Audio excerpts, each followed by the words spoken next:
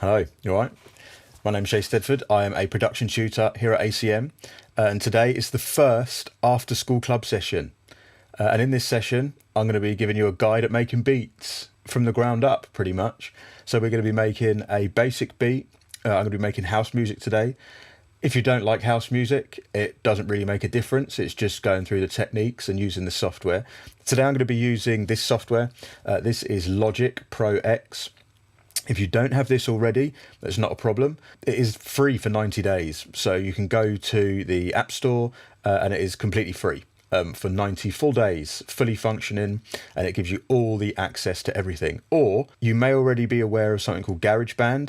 This is a free app that you can get with any Mac when you buy it, and also on the phone. And this is basically a no limits version of GarageBand. So it takes GarageBand to the next level.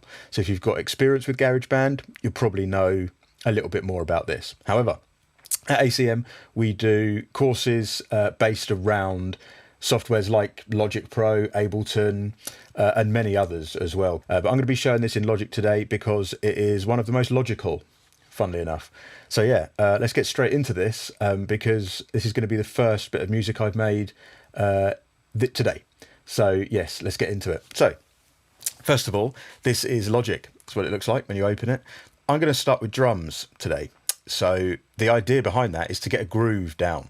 So groove meaning like, well, groove, just generally a feeling, just something to work from. What I'll then probably do is look at a bass line and then go into melodies. But first, let's look at drums. So over here in Logic, as soon as you open it, it asks you what you want to open. Is that going to be a software instrument? Now, these are sounds that are within the software. So synthesizers that produce sounds, drum machines that give you drum sounds that you can sequence and so on. You can have an audio track. This is where you would drag and drop samples and loops and even record your own voice. We've got a drummer option here. Now this is kind of like a mixture between a software instrument and audio, as it gives you the option to choose a specific drummer, and there's some sort of AI that goes on in the background where you decide how it's played and so on. We're not going to touch that today. We're going to do it all manually ourselves. We've got external MIDI. This is so Logic can send out information like what notes to play to things like this that you see around me. So synthesizers and samplers and drum machines and stuff. External things out of the computer. Then we have guitar or bass. This is generally an audio track. Exactly the same, it has some effects already placed on the tracks that are suited towards guitar and bass. But we're going to pick a software instrument. From the list down here, I'm going to go and find from the Logic's menu something called the Ultrabeat drum machine. This is an excellent drum machine if you want to get classic drum sounds, from real sounding kits to electronic kits to legendary drum machines and so on. So it's a good place to start. So we're going to create an Ultrabeat. It looks like this. Don't worry. It looks pretty crazy. And instantly a lot of people will look at that and then just go, nope. But I understand that. The only thing we're going to do in this today is pick a drum kit. We're not going to be using this interface at all. We're going to be using something called a step sequencer, which makes everything a lot simpler and a lot more visual to work with. So from the list up here, I'm going to go to my drum kits and I'm going to pick a classic house drum machine, the 909 from Roland. Now this drum machine, when I say a classic, is the sound of house music as we sort of know it today. The sound of house music drums is born from the 909. You've got other drum machines like the 808 and other drum machines like the SP1200, the Lindrum, all of these other drum machines. The 909 is kind of king in house. So what do we do now? First of all, we need to be able to sequence it. So what I'm going to do is come over to here to my little scissor tool. Now this means editor. This doesn't mean I'm going to cut anything. It just means editor. So I'm going to click on this. And here, look, we can see we've either got a piano roll of which all of our sounds are placed down at the bottom here. We can even set trigger points and say at a certain point we want it to play pattern 1 through 24. We're not going to do that because that's even more confusing. We're not going to go to a score editor because I'm not scoring drums. If you want to score stuff in here, this is where you would do it. I'm going to go to the step sequencer. Now here, watch. I can click on any one of these and it will play me the sound from that drum machine. Ready? Kick, rim, snare, clap, snare 2, and so on. I've got all the sounds. Now how this works, if I just press play, along here, this is where our sequence will start to play from. So we've got 16 steps, and so I place 4/4 kick drums. 4/4 meaning 4 beats in a bar. So 1, 2, 3, 4. As you can see up here, as I draw that in, we get them show up in our section here. At the moment, I've put that one off beat, so it will sound like this. Ready? A bit wonky. I want it to be 4/4, so I'm going to put it on the beat. And you can see these change in the background. So it gives you a visual representation of your pattern. So, ready? Cool.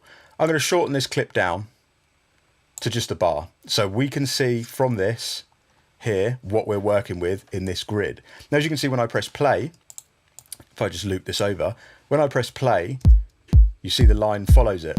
So any trigger points that we put down will end up playing. So let's try and make a basic beat. Let's find some claps. We'll put clap on every second. It's pretty good. And again, so you get the visual representation. Let's find some hi-hats.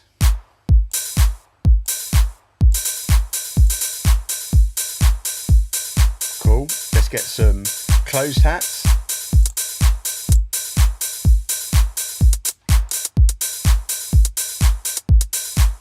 Pretty good. We've got an open hat there, pedal hat. I like that one just at the end. So let's have a listen to this now.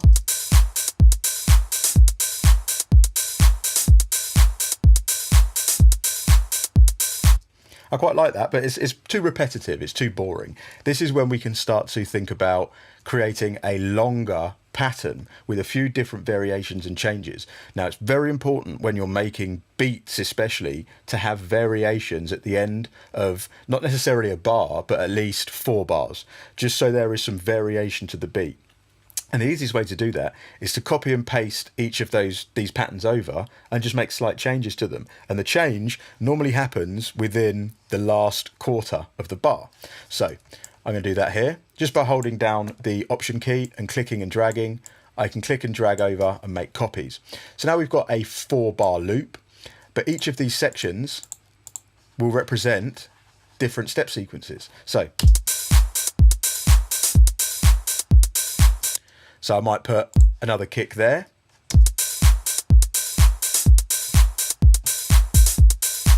Like that.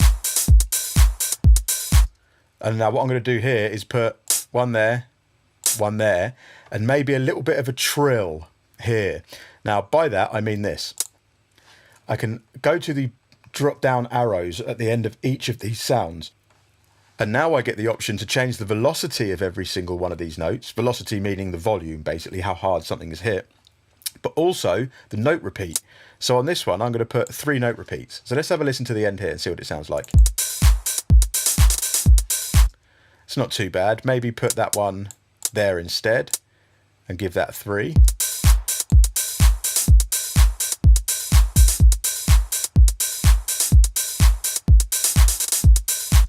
It's not too bad. It cuts itself off though. You can hear that what it's doing is it cuts off from this open hat. So what I might do is change this, put one there and put this one here instead, because this one doesn't get cut out. It doesn't get choked, it's known as. So here, I'm going to grab a triplet on this one, but pull down the velocity slightly. I'm also going to go to this kick drum here and pull the velocity of this kick drum down. This just makes it sound a little bit more human played. Okay, so let's have a play again.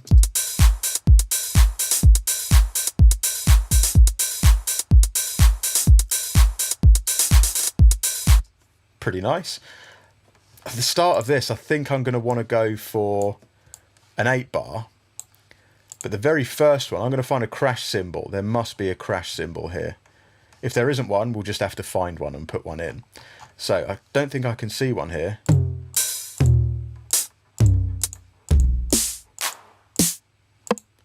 We don't have a crash, but we do. I like that. And what I'm going to do is I'm going to put that at the end of this 8 bars. So in this last one, I'm going to put a little bit of a snare fill. So it's the second snare, first snare. So right, let's listen to a 2-bar pattern just at the end.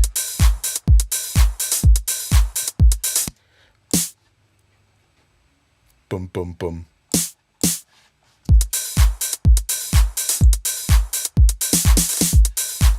Kind of like that. Again, I'm going to pull down the velocity of the second one.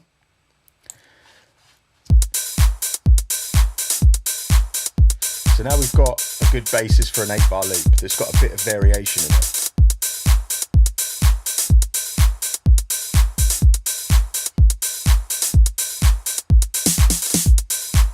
It's pretty cool.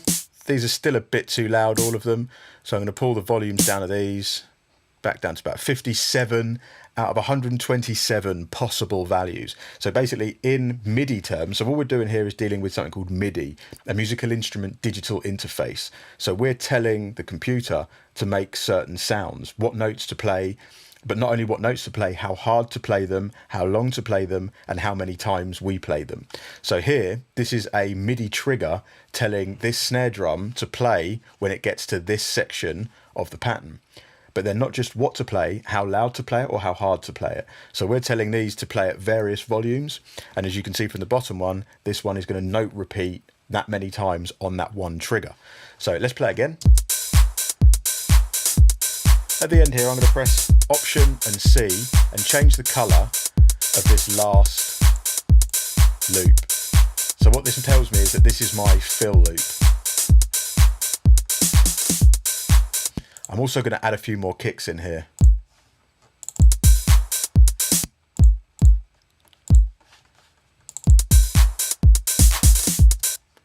Really like that. There's like that, just little extra change that you get in the last quarter makes a whole difference to the overall pattern. So I'm going to drag and drop these across. So now I've got a 16-bar loop, but on the first part of this bar here, I'm going to drop the first kick and have it going on the upbeat. So now we've got a 16-bar loop that started from a 1-bar loop. So let's listen to this through and see if we can try and imagine some sort of bass line to go underneath it. So let's have a play around and see what we get.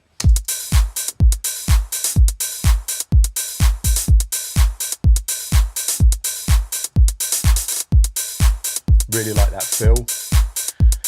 I might actually try some pads instead of a bass line here. Awesome. So I'm really liking how that's progressing at the minute. I can always go back and add in more drum sounds at the later stages, but at the minute we've got a good sounding drum track down. We're at 125 beats per minute, which is middle ground house territory. House is anywhere between 120 all the way up to about 140, depending on the style of house. Then you go into the more dancier styles like hard dance and trance, which is 140 up to 160 and so on. But we're in the nice sort of deep house area at the minute. So let's think about having a melody. Now, one thing we can do is look at Logic's stock synths again. And one synth that's excellent for this is the retro synth because it's really basic. So here in Logic, I'm going to pick the retro synth. I'm going to press OK. And it opens us this. Now, this may look again quite daunting, but if you're interested in synthesis and the creation of sounds from raw oscillators and raw waveforms, this is probably the best one to help you learn it. This synthesizer, if we stay on the analog table, consists of 2 wave shapes that you can blend together. It has a filter in it. It has an LFO, which is a low frequency oscillator. These 2 are your standard audible oscillators, ones that you can hear. And this one is so low in frequency that it can be used to modulate certain parameters and make them move up and down without you physically doing them yourself. And then we have some envelopes. These determine how a certain parameter opens and closes, like an envelope. I suppose why it's called an envelope. But the filter, how the filter opens and closes, you can draw that in visually, and the amplitude, the volume. So I'm going to go from the menu here. I'm going to stay with the stock sounds just for this. And I'm going to go to the pads because I'm going to want to make like a chord pattern out of this. So I'm going to pick Lush Pad. Can't go wrong with Lush Pad. I'm going to use a keyboard to play this out. However, you can press Command and K and it brings you up a music keyboard in Logic. So I can play using the keys. So have a look. pretty nice. Again.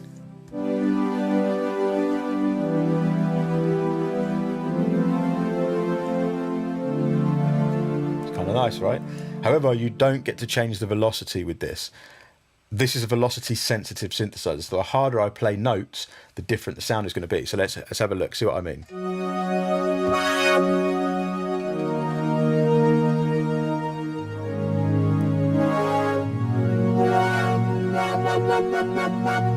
So the harder I play the notes, it's got something called aftertouch, which means the harder I press it down once I've triggered that note to go on, the filter will open and close, because that's what's been mapped to the aftertouch. So you see you can get some really nice swells in this. I'm just going to record a basic pass over these 8 bars probably. So I'm going to press R for record and just pray that it comes out good. So let's see what we get.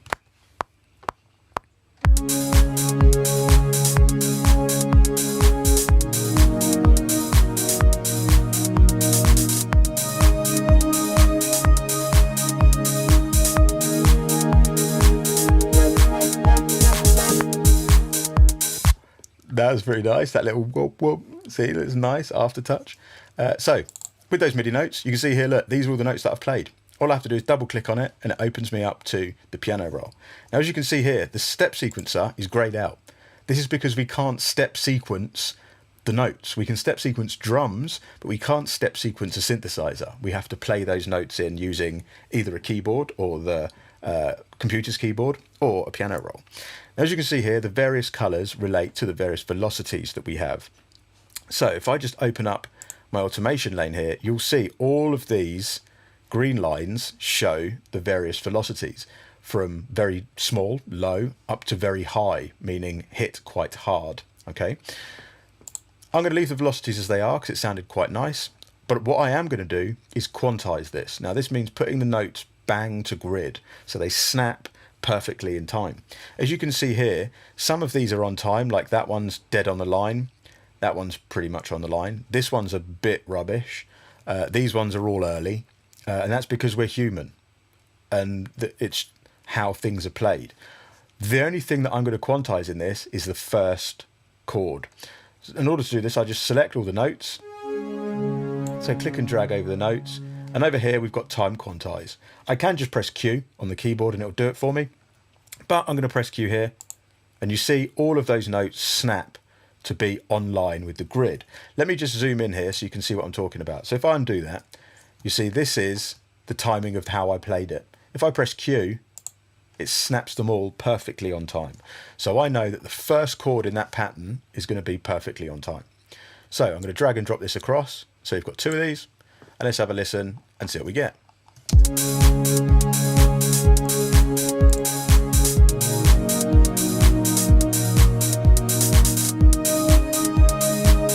a little bit loud, so we can pull the volume down.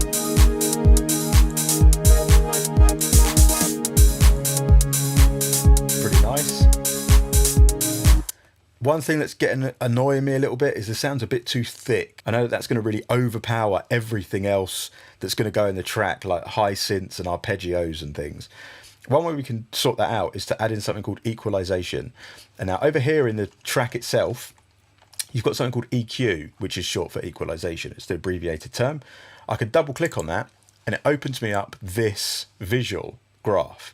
Now, if I press play, you will see, if I just mute the drums quickly, this is the frequency content of those pads. We can see frequencies as low as 20, which is low as we can hear as humans, very, very low bass, and then 20,000 hertz. Now, this is as high as we can hear as humans, very high frequency.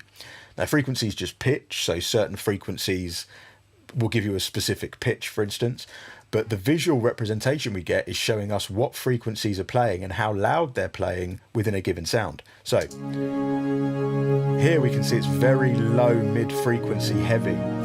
I can get rid of this by hovering over an area and pulling down the volume of that frequency.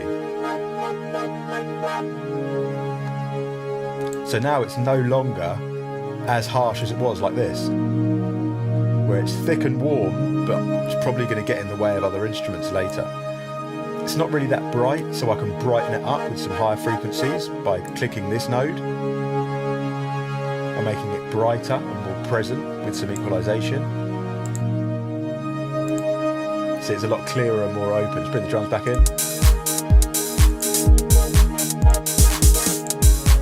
Kind of like that.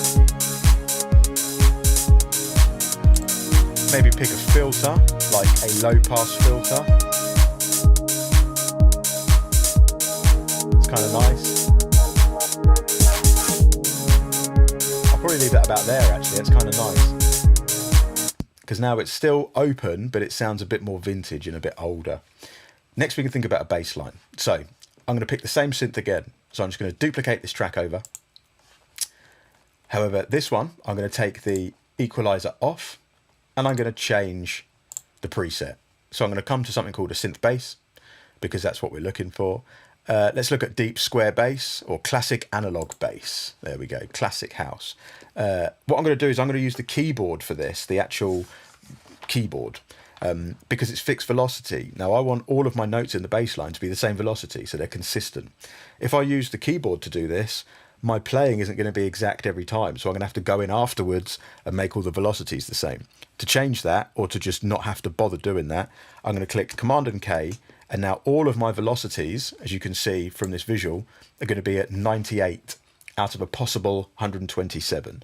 I mentioned this before, MIDI works in steps, and you have 0 meaning off, nothing, and then 1 to 127. 127 being maximum or 100%. You can't go any further than that. Whether that's how hard you hit something, whether that's a turn of a knob, anything like that. The full 100% is 127 steps of MIDI.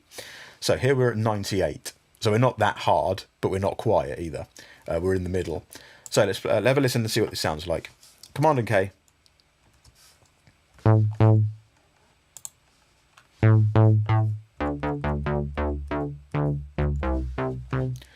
going to come down to my settings here because it looks like I've got a bit of phasing going on. That's because my polyphony is on 4, meaning that it can play 4 notes at once. This is a bass line, I want it to be monophonic. I want to play 1 note at once. Detuning, I don't want it to detune at all. That's what's giving me that weird phasing sound. And unison, I don't want any unison. That's basically taking voices and making them play over the top of each other, which again is going to make them start to phase. Great for things like lead sounds and to make them sound a bit wider and a bit more exciting, but solid central basses, not that good. So now with those settings changed, we should get a more solid bass. Let's have a listen.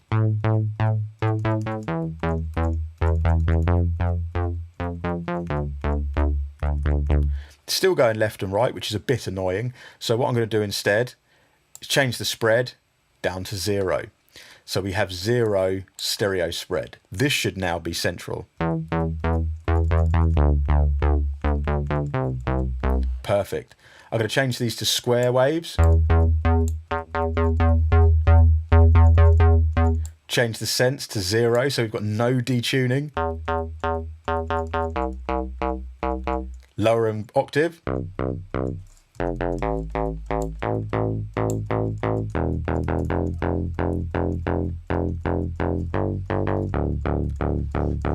Pretty nice, however, not in key. So let's have a play around and see if we can get the right key.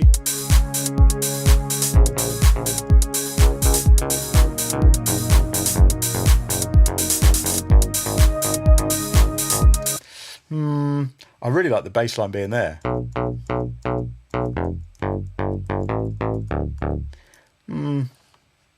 Let's have a play around. This is where the fun comes into making music.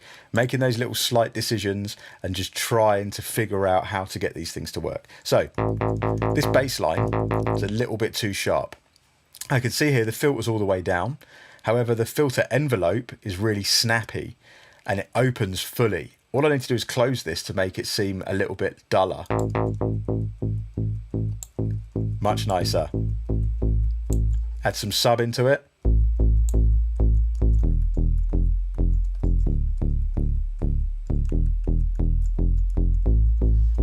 Pretty good. I really like that bass line, and I think I'm gonna have to get rid of these pads, but I could just quantize them to a specific scale later. I'm gonna mute these and I'm gonna go with the bass line instead, I think. Yeah, I really like I think that's going to work really well with these drums. Now remember, doing things like this when you're producing music is totally okay. Making split decisions and changes on the fly, if you think it works, awesome. It's all part of the fun and all part of the journey into getting that final product that you really like. Happy accidents and surprises are what make good music. Now, I wouldn't have figured this bass line if I was playing it on the keys. I would have automatically gone to the same keys I played for the chords. But because I'm using the keyboard to do it, the actual computer keyboard, my fingers just landed on some notes.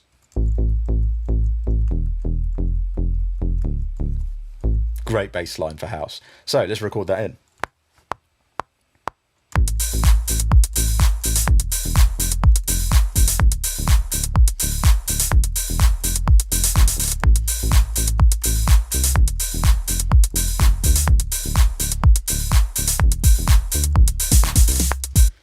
Really nice. So go back in, make sure that all these notes are nicely quantized up, because at the minute my playing is kind of bad. So I'm going to select all the notes. I'm going to quantize them to a 16th note.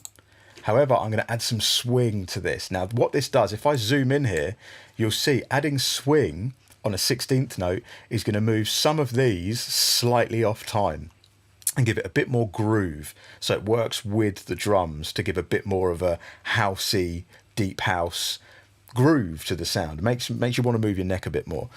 So let's have a move of this, and we'll see as I move it, you see some of these notes, they move off the line. Again, if you just concentrate on this note here, let's move this back.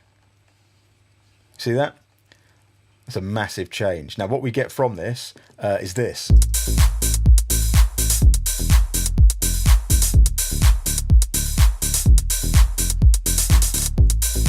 So those every second note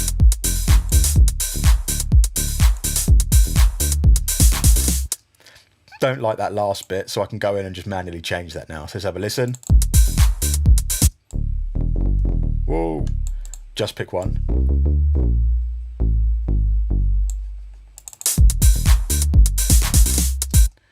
I like that.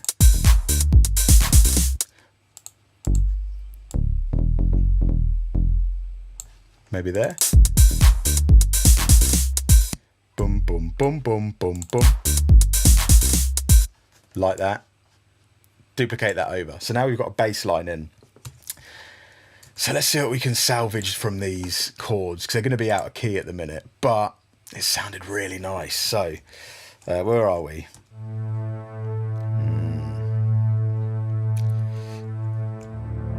Let's go up an octave. I'm going to get rid of those.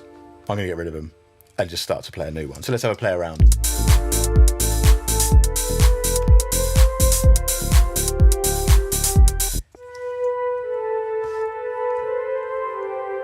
It's kind of nice. Let's try that.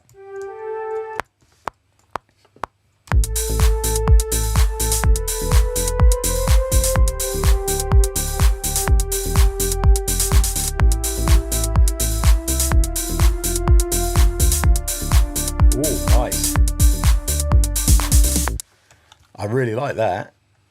See just the difference. The chords sounded good before, but now it sounds better just being single notes. And we can change these into chords if we want to in a bit. So I'm going to select these notes, quantize them up. I'm going to copy this over, but I'm going to change just that second one there, just to make a little bit of a difference.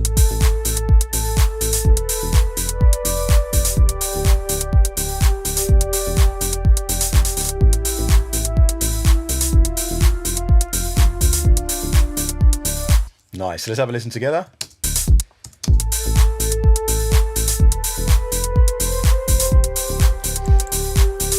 These aren't bad, but at the minute the quantizing's a bit too sharp. So I'm going to bring the note timing down a bit. There we go. So now you can see that it's got less possible places to snap to grid. If I do it to 8th note, I know that they're all going to be perfectly on time. So let's have a listen again.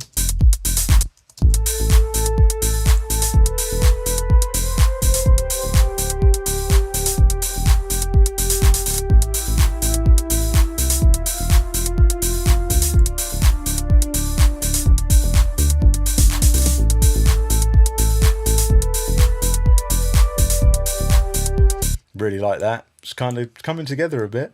I think we need like an arpeggio, like a plucky sort of sound. In order to do this, I'm going to use this lush pad again. But all I'm going to do is manipulate the timing of the sound. So with this sound here, let's have a play. So Command K.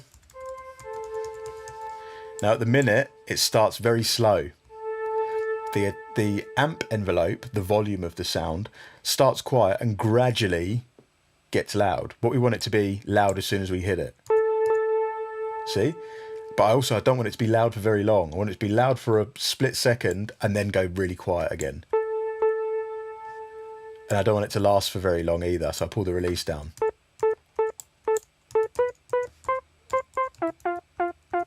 Much nicer. I'm going to do the same thing with the filter now. Make it super snappy. And I'm going to pick a different filter, a steeper curve. So something like this.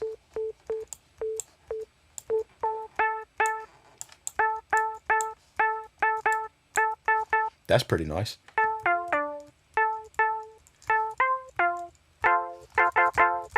Right, now I want to play these notes, but I want to do it with an arpeggio.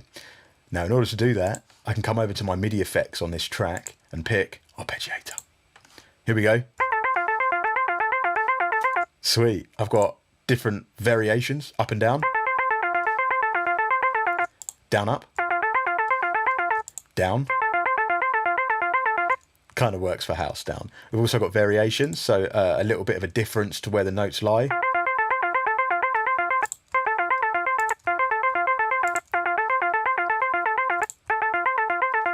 Standard one's good. Octaves, so it plays 2 octaves on each note. We're going to keep it basic for now. Let's have a listen to what this sounds like with it and play around with some notes.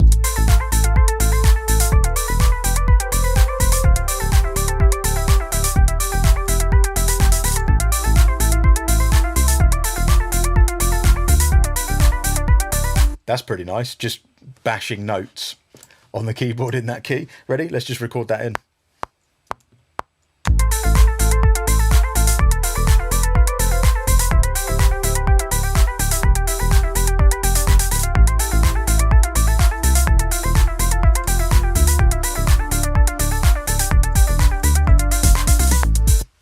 I just literally bashed the notes. You can probably see from the keyboard, they're all white notes.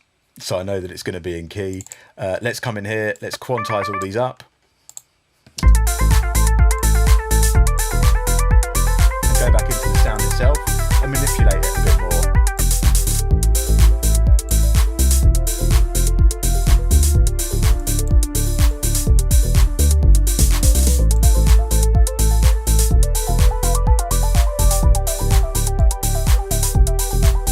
Nice bit, just subtle like that really, isn't it? Cool. Now I can think about, first of all, pulling the output volume down a bit so it's not too loud, it's not clipping. But now I can think about adding some effects. So on this sound, I'm just going to solo it quickly. It's not too bad, but I want it to have a bit more swell, more environment. Best way to do that, add something called reverb. So reverberation, generally we have that in the world around us all the time. Every room that you're in, whenever you say anything, it will reverberate around the surfaces of the room, giving you the sound of reverb, like what you hear in the bathroom. It's why you sound amazing when you sing in the bathroom, because it's a very reflective, surfaced space most of the time with tiles and stuff. So yeah, we're going to add in some reverb, some fake space. Again, I'm going to use the stock Logic one here, and I'm going to make it go on for fairly long. We're going to pick a synth hall.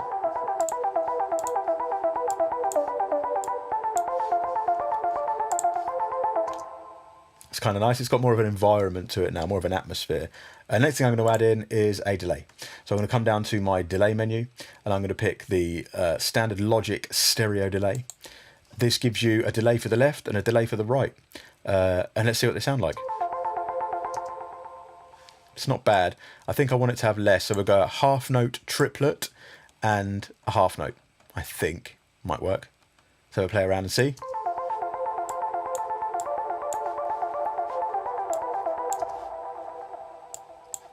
That's kind of nice. I like that. Cool. Right. We'll bring the mix of that down a little bit so it's not very loud. And let's have a play around with all of it and see what we get.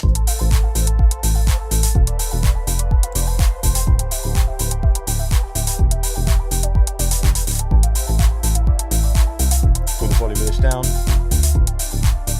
Cool, everything's sounding pretty sweet. Now we've got an idea, this is like the drop. Now we can think about arranging it.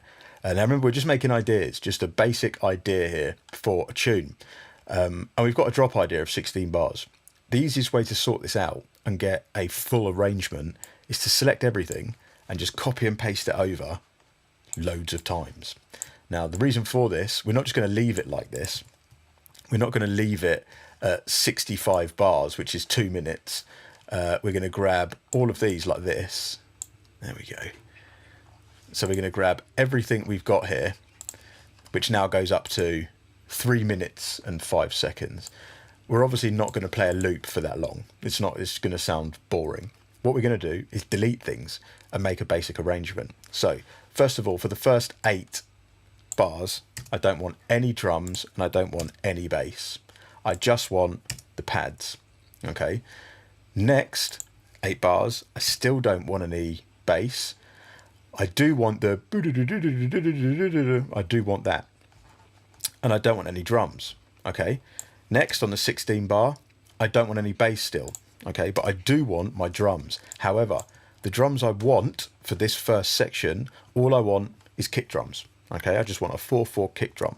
So I'm going to get rid of all of these. I'm going to open up this loop, so this sequence that I'd made previously, and we're going to get rid of everything that was in there other than the kicks, and I'm going to duplicate this over a load of times. But on this last one, put a double kick, then we can get to the 32 bars, still get rid of the bass, but now on this one I'm going to get rid of all of these here, and I'm going to get rid of everything but the kicks and the claps. So what we're doing is we're creating a build. Okay, so here we go. We've got kicks and claps here. Nice. Now what I can do is select these parts and change the color of them. We'll make these the intro part of the drums, so I know that green is just 4/4s. Then I can change the next color. Let's make these say blue, and I know that the blue ones are just kicks and claps. Then we've got the full track. So before we get to the full track, I'm going to take out that here and the drums here. So this is now our build. Okay, this is where we're going to build the track from. We could have done this earlier in the stage, so we could have pulled this back so the drop was on the 32 bar, which is normally a house thing. However, we can extend this drop now and just generally get a drop at 41 bars if we want to instead.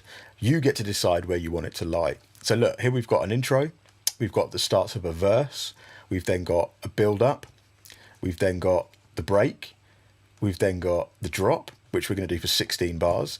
Then what I'm going to do is keep those drums in, but just have the drums and the bass for the verse. We're then going to have the second half here. What we're then going to do is take all the drums out again here.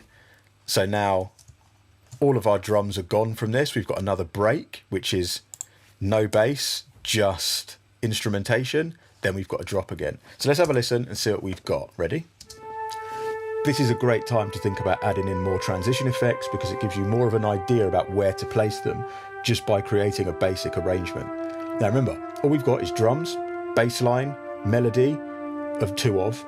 So first melody is some pads, and then another one is like those arpeggiated sounds.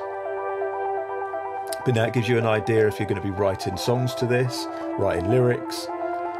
Here could be a nice swell before a crash.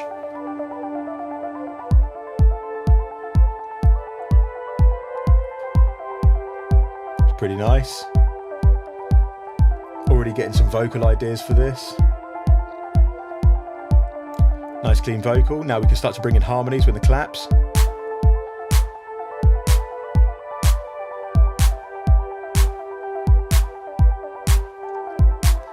That was a mistake there. It's supposed to be 4/4 on the kicks, but we've missed the kick. Kind of sounds okay. Nice. Build.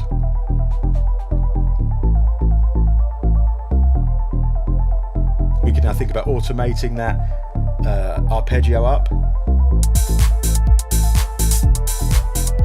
Drop. You can think about adding in some more synths to this to make it a bit more exciting. But you get the idea, right? We've got a pretty nice structure. Let's move to the end and see what our verse sounds like.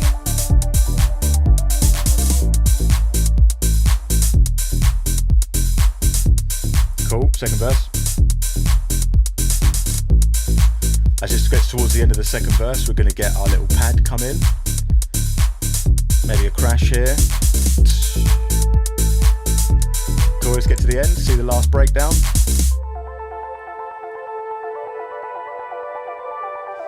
Cool. Into the last chorus. Sweet. That's pretty much it. For an idea, the bare bones, and just like a beginner's guide to getting some sort of sound down, this is a really good template to follow. So thinking about having a groove first, so getting the drums down first, then thinking about maybe a melody, which we tried with some pads, but then after trying the bass line afterwards, the bass line became the driving force of it. So we got rid of those pads and made a groove with the drums and the bass, and then built our melodics around that drums and bass. Once we had a 16-bar loop, we just copied it over until it was about 3 minutes long, a standard commercial time, and then just took sections out. Once those sections come out, it still sounds really basic, but you've got an idea of what to do next. You've got a vocal idea or arrangement for vocals to think about afterwards, rather than just listening to the same 16-bar loop over and over again. Now, we've done nothing extra here. We've added no real effects. We've added some reverb and delay to one part, a little bit of EQ just to sculpt some sound. But creatively, we've got an idea down for something. Now, this is a good starting point for any production, any genre, any style. Taking it in those steps, getting a groove, understanding the groove, then working a melodic to get a basic idea works for any style, any genre, any platform.